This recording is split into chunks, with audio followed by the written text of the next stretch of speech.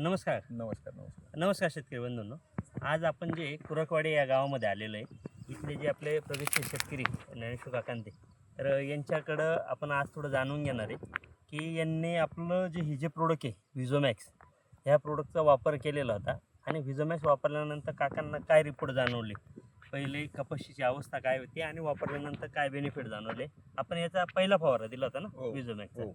तर काका, आपले जे शेतकरी आहेत तर त्यांना थोडं सांगू शकता का तुम्ही व्हिजोमॅक्स वापरल्यानंतर तुम्हाला काय जाणवलं? विझोमॅक्स वापरल्यामुळे हां. पानाला हिरवापणा जास्त आलेला आहे. बरं.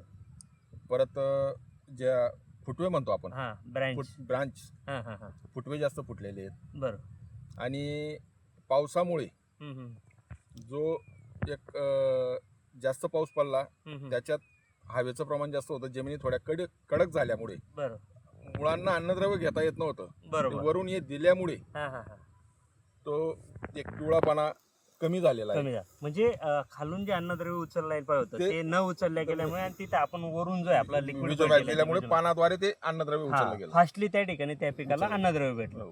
त्यामुळे त्याचा पिंगटपणा कमी होऊन त्याला काळोखी चांगल्या प्रकारे झाली. आणि याच्यात जसं आपण बघू शकता तुम्ही की ह्या ठिकाणी ह्याच्या झाडाची हाईट बघा आणि त्याच्यामध्ये फुलपातीची संख्या बघा. ऑलरेडी एकच स्प्रे झालेला आहे आतापर्यंत.